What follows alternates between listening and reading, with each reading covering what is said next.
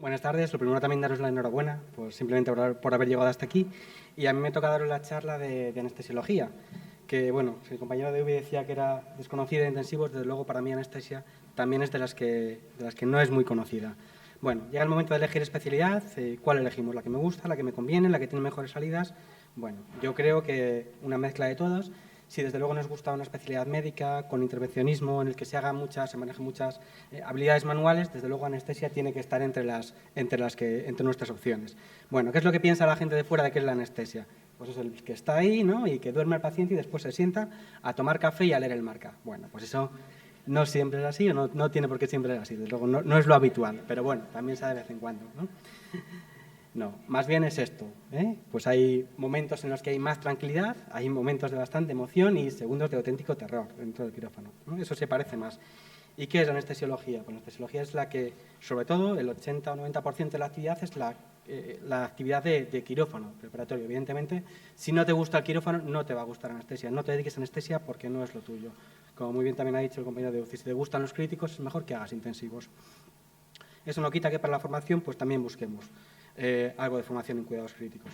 Pero bueno, si entramos en las tres, dentro de las tres que podemos dividir, en anestesia perioperatoria, anestesia fuera de quirófano y dolor crónico. Bueno, dentro de la anestesia perioperatoria tenemos la consulta de preanestesia, la actividad de quirófano y luego va a despertar. Si el paciente está crítico, una unidad de reanimación de críticos o si no, un despertar sin más.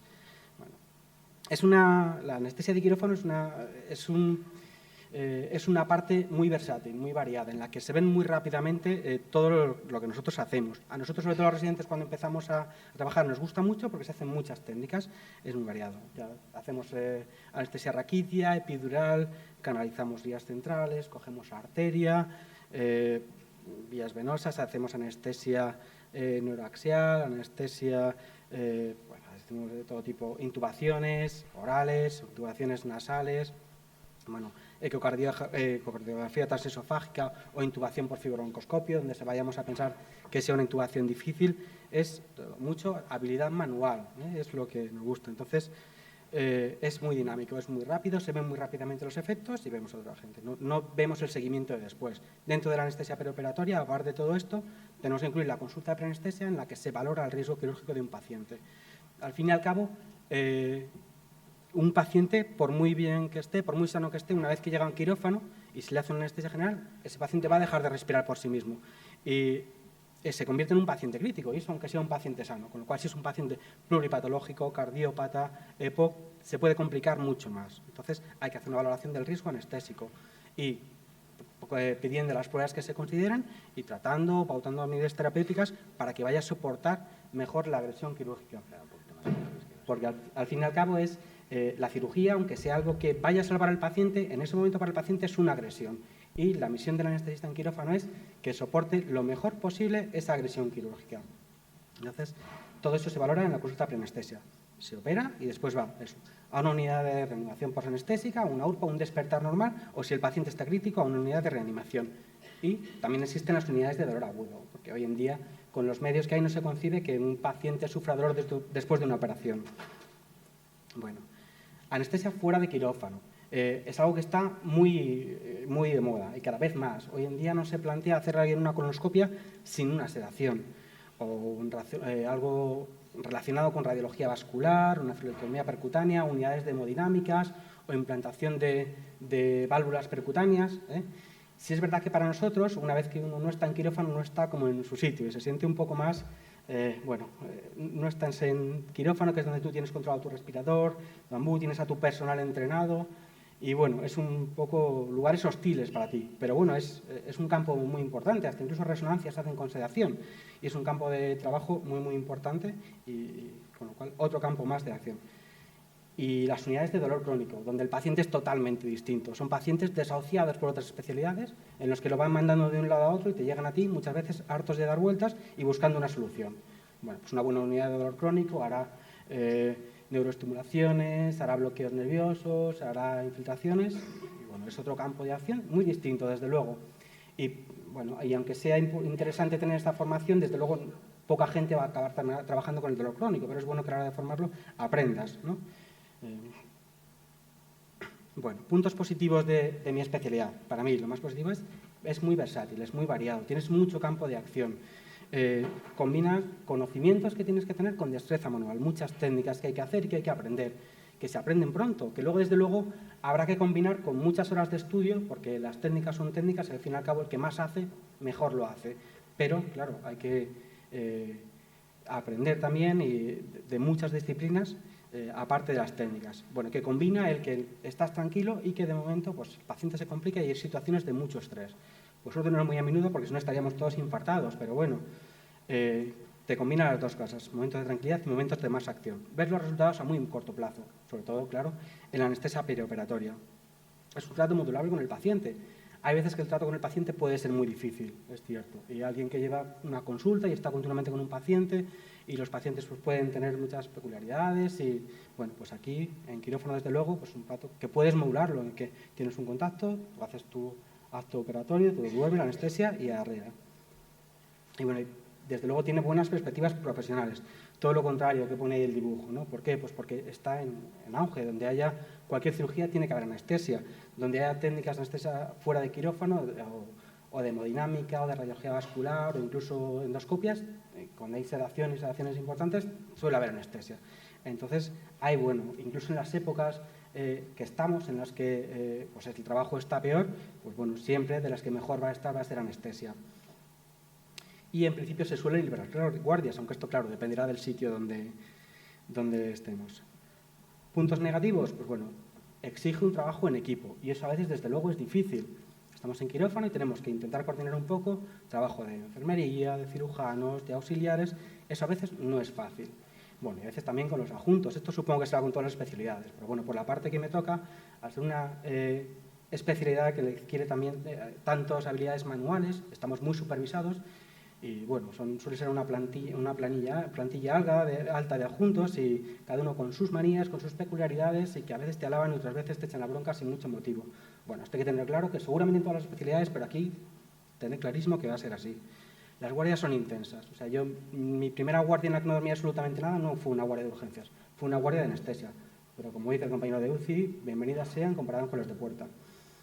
Especialidad a veces poco apreciada, poco conocida. La gente no conoce qué es la anestesia, todos los campos de acción que hay o lo que se dedica realmente el anestesista.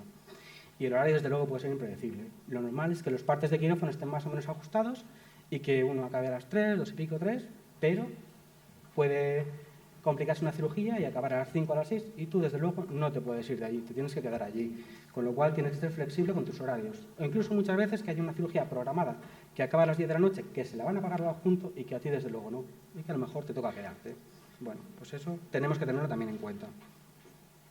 Bueno, ¿cómo es la residencia? Todos sabéis ya que son 4 años y que hay rotaciones fuera del servicio. ¿Cuántos meses? Dependerá del sitio. Lo normal es que sea entre 6 y 9 meses.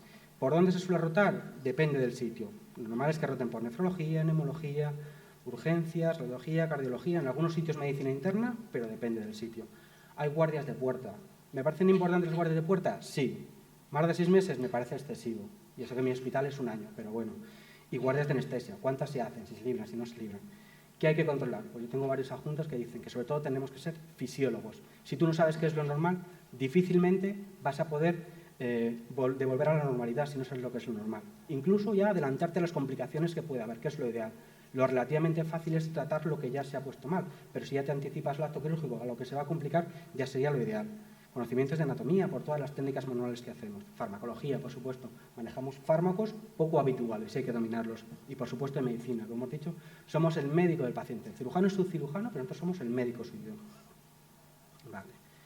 ¿Cómo es el buen anestesista? Pues experto, interactivo, observador, iniciativa y lo fundamental, transmitir tranquilidad. Cuando se pregunta al gente de quirófano, personal de quirófano, qué es lo que más valoran de anestesia, es que transmite tranquilidad. En esos momentos de estrés, si tú no mantienes la calma, no pienses que lo vaya a hacer nadie, ni cirujano ni enfermería. ¿Vale? Hay que transmitir tranquilidad, hay que tener la sensación de la situación controlada, que te tiemblen las piernas, pero bueno. Y ahora, ya hemos elegido más o menos anestesia, lo tenemos claro, ¿cómo elegimos? ¿Hospital grande o pequeño? Pues siempre que se pueda, hospital grande. Si no tengo un hospital grande y no cojo anestesia, no, cógelo, coge un hospital pequeño, pero asegúrate que las rotaciones importantes estén programadas, como infantil, cardíaca, neurocirugía, torácica. Si no las hay, que estén programados, asegúrate. Que hay una formación en vía aérea difícil, hoy en día es fundamental.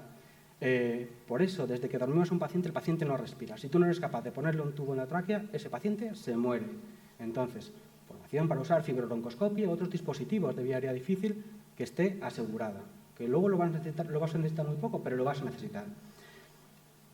Que haya formación en anestesia regional. Los bloqueos del plexo braquial, del popliteo, te hace que sea posible que no tengas que dormir a un paciente con todas las complicaciones que puede tener, simplemente le pinchas el plexo para operar una mano, para un pie, y está algo muy en auge hoy en día. Entonces, para mí me parece fundamental que tenga formación en anestesia regional, o si no, que haya una rotación programada.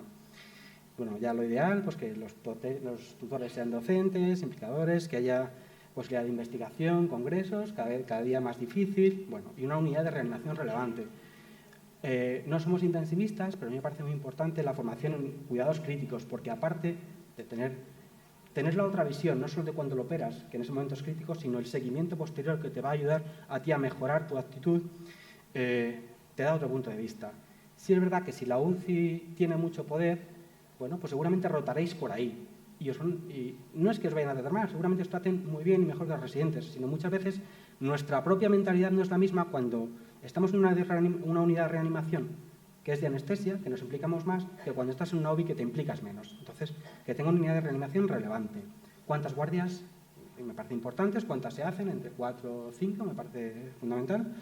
Las libranzas, hasta cuándo se hacen guardias de puerta y luego las rotaciones externas y si hay posibilidad de salir al extranjero. Ranking nacional, pues yo no soy capaz de deciros por orden qué hospital es el primero de toda España. Hospitales grandes, muy buenos, que tengan todas las especialidades quirúrgicas, que tengan buena unidad de reanimación, hay un montón. Seguro que os puedo decir, el Hospital Gregorio Marañón, el 12 de octubre no tiene una buena unidad de reanimación, pero es un muy buen hospital para hacer anestesia. El Clínic, el Valdebrón, bueno, están puestos los números con los que se acabaron el año pasado, pero hay algunos que no. Por ejemplo, el Clínic se suele acabar bastante años antes. El año anterior se acabó en 800 y el año pasado en 2080. O sea que, bueno, eso puede variar. El Valdebrón, muy bueno. El Hospital de la Coruña es un muy buen hospital. El Hospital de Cruces, el Virgen del Rocío. Bueno, en Granada el que primero se acaba es el San Cecilio, pero es que solo tiene una plaza. Entonces, el Virgen de las Nieves es más grande. Ya este tipo de hospitales sí que tendríais que ir vosotros y preguntar directamente si estáis interesados en hacerlo allí. Bueno, me mojaré un poco más en los hospitales de Madrid. Un escalón por el que están por encima del resto. Para mí, Gregorio Marañón, 12 de octubre y La Paz. Además, para mí en ese orden. Pero los tres muy buenos hospitales, con todas las especialidades quirúrgicas, con infantil, con REA. Muy importante lo de infantil, que lo tenga. ¿Por qué? Pues porque es lo ideal, que no solo que veas infantil en los 5 meses de rotación, sino que después tengas opción de seguir viéndolos. La Paz, el Puerta de Hierro. El año pasado se acabó antes que ninguno en Madrid, pero vamos, yo lo consideraría, mi ranking personal es un escalón por debajo del resto.